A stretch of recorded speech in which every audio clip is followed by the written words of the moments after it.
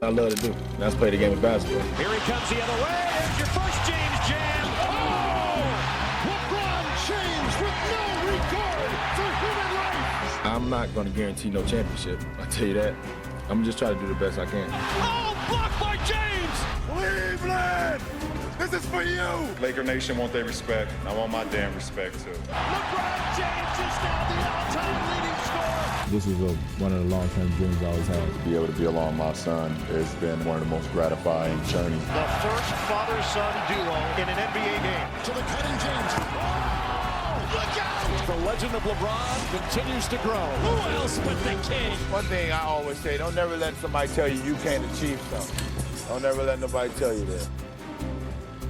Well, it's going to be a movie, but we're all going to need to wait a little longer for year 23 of LeBron James to tip off. The four-time MVP is yet to participate in training camp because of sciatica in his right side. The Lakers announced that last week, and when asked for an update on James's progress with the injury before the Lakers released the diagnosis, Redick, the head coach of the Lakers, said, quote, James is on his own timeline. So I want to welcome in our senior insider, Shams Charania, and also a recent Believe That award winner. Shout out to Anthony Edwards there. But Shams, you have some news on what this timeline could look like here for LeBron James.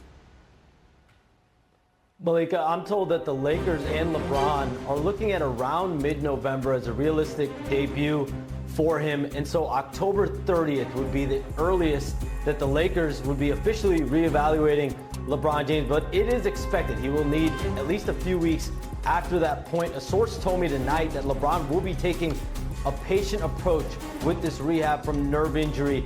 And so the ramp-up process for this will be a lot of basketball shape conditioning work, because remember, as I reported last week on NBA Today, LeBron James first suffered this nerve issue during an on-court workout in late July, early August. He wasn't able to have that normal LeBron James offseason that we're accustomed to.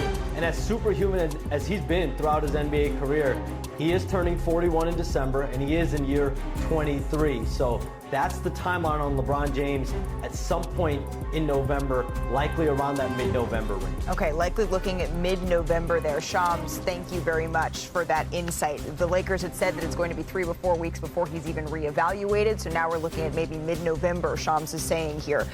Coach, when you're looking at what this could mean, how you would manage his season, knowing that this is a guy who's made, 21 straight All-NBA teams, how would you manage that? Very cautiously. I mean, as you mentioned, he's setting history right now. No one has ever played 23 seasons. He's 50 games shy of passing Robert Parrish for the all-time games played record. His impact, 21 straight All-NBA seasons. Last year, he did it at 40 years old, second team All-NBA. So if I'm the Lakers, if I'm LeBron, I'm J.J. Redick, I'm very cautious, very careful. The Lakers, as Perk mentioned earlier, they're not playing for the regular season. They will be judged on how they do in the postseason. For them to make any noise in the postseason, LeBron James has to be available and healthy. And I'm with you on that, Coach, but where I get stuck a little bit there, and knowing that they need to do what's best for LeBron and be very, very careful, is that the West is so tight and it's so difficult that if you fall behind in those first 20 games, you're going to be playing catch-up to the point of getting to the postseason. Yeah, but that's why you got to depend and harp on your guy, your new franchise guy, Luka Doncic. And also, it's time to give a promotion, right, from the third option to the second option to Austin Reeves, right? Austin Reeves had an unreal season last year, an unbelievable season. His stats damn near mimic John Morant numbers. When you talk about going out there and being able to be a guy that can get his and create for others. So I'm looking for him to take that leap. Yeah. And it takes pressure off of them having to bring back Braun or not being able to quote-unquote load manage him throughout the course of the season. Right. Because like Coach was saying, you want him in the postseason. And with the West being stacked and everybody's trending towards this double big type lineup, we got to expect that the Lakers will use him as some forward position, center position in the postseason, and you need LeBron to be healthy. So where do you need to be then when LeBron James comes back, knowing that you cannot fall behind and risk having to be climbing out of that play-in range late in the season? Because if he needs a little bit more time, if he needs to be load managed here and there, all of that time is time you don't have. Well, LeBron is going to set the tone here. Yeah. No one's going to tell LeBron when to play. He's earned the right. He knows his body better than anybody. LeBron's going to tell the Lakers when he's ready to play. Until that happens, as Sharpe's talked about, well, Luka, Austin Reeves, DeAndre Ayton, Marcus Smart, these guys got to hold down the fort. They got to get off to a great start. Luka, can he build off of what he did this summer, what he showed last night? I fully expect him to. And as Perk said, Austin Reeves is coming off of a career best year last year, and now more is going to be asked of him as well. Two guys in Luka and Austin Reeves that are ready for that, but no one's going to rush LeBron James. He's going to come back, not when he can play, but when he can play to the level that he's come to demand from himself. You know who else is also ready? J.J. Redick, right? J.J. Redick, to me, in this preseason, even when we hear DeAndre Ayton and watch him on the floor, like, he's bought in. That's him hearing the message from his coach. He's saying, I'm locked in defensively. I want to bring to the table and show the world that I could do this. I could anchor the defense at the center position. I could not ask for the ball on the low block, but actually go out here and set screens. JJ has shown us that he could maximize in his short period that he's been a coach and get the best out of certain players. All the way back in those Cleveland days, did you think you were going to talk about year 23 of LeBron James? Did you think we were going to be talking about that? I did not, but it's a testament to his work ethic. People never gave him credit for being the worker that he is.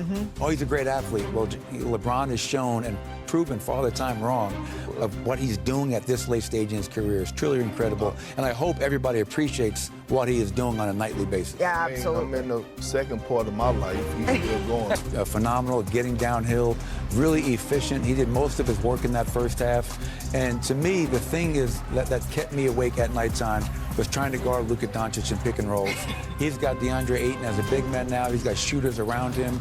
Luka is back, and he's poised to have an MVP caliber season. Look, Luka came out of his mother's womb scoring buckets, right? I believe he's going to lead the league in scoring this year.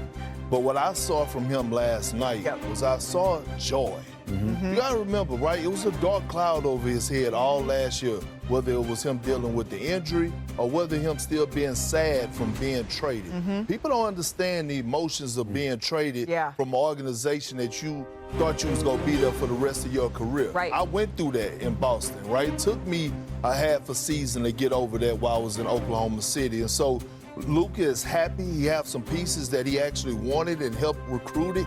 I expect him to go out there, and I expect him, one, to lead the league in scoring, lead this team, put this team on his back, and also fill up the stat sheet and win ball games and help this team get back to where they're trying to go. And we know for us in Laker Nation, Laker fan base, that's winning the championship. So you see an in-shape Luka. You hear Perk talking about his joy. And you said over the years, even when you weren't seeing that, it kept you up at night. What exactly made it so that he was a part of those nightmares? Well, his ability to see the floor. He's big, he's physical.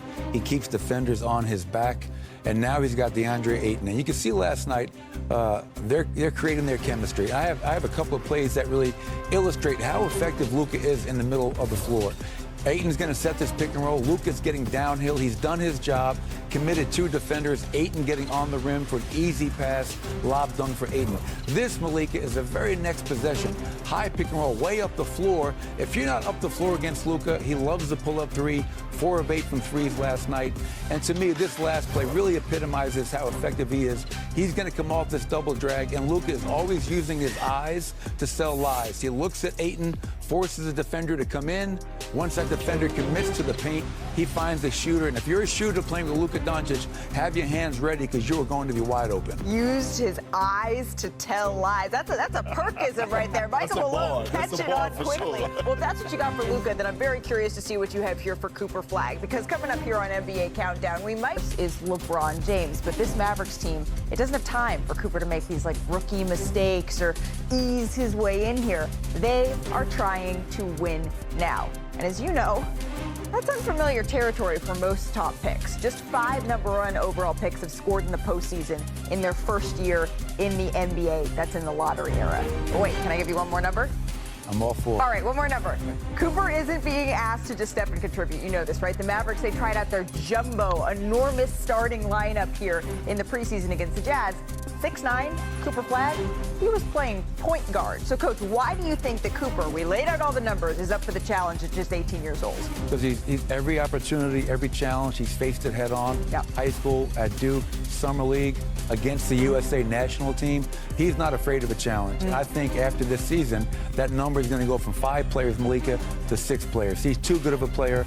And I have a couple of examples just to showcase all the versatility. And it's not just offensively. Here you can see he's defending, he's reading the passer's eyes. He's going to get in the passing lane, force the turnover. But what I love about, here's an 18-year-old rookie with poise, not rushing, under control, and he finds Dwight Powell for an easy 2, showcasing defense and playmaking. This is a great example of him playing high pick and roll with Derek Lively. It's going to be a small thing here, Malik, but watch him, just this little ball fake, forcing the defender to react. That gives him all the room and airspace and separation that he needs to come off the screen and roll and knock down the pull-up 3 with great confidence. And then let's talk about their defense. Perks talked a lot about defense with Dallas. Yep. P.J. Washington gets a great block shot. D'Lo is going to make the pass here, but watch Cooper Flagg on the far lane, sprinting, getting out in transition. On time, on target pass by D'Lo gets Cooper Flagg in stride. Once again, 3 great examples showcasing all of his versatility. We're expecting big things from Cooper Flagg this year. Absolutely. Well, look, This is why they made the trade. Coach, I appreciate that beautiful, wonderful breakdown, championship breakdown from a champion. Look, you can have this for this year, but I love a list, right? In this list, we have NBA ranked 2025-2026 on ESPN.com, right? And I want you to look at Cooper Flagg was ranked 52 on this list. By the time the season is over, I have him ranked, let it keep going, bam! Right there. He's going to be a top 25 player in the league. Why? Because I know he's a young player, the youngest player in the NBA, but he has an old soul, baby. His IQ is there, right? His playmaking is there. His rebounding is there. And most importantly, his versatility defensively, being able to play 1 through 5 on the defensive side of things is really going to help elevate him. And like you said, being able to get out and transition as well and get those easy buckets. I have him picked as my rookie of the year. We haven't seen a rookie in this position since Tim Duncan. Yep. So we know the expectations is there. He has the vets around him, along with a championship coach in Jason Kidd. All right, it's only the preseason, but Perk is already having Cooper Flagg make the jump all the way up to top 25 player in the NBA by the end of the season. One of those vets that you mentioned that he is surrounded by is Klay Thompson. We talked about the potential spacing issues here for this Dallas Mavericks team. That's one of the best knockdown shooters. And Klay had a wonderful summer this.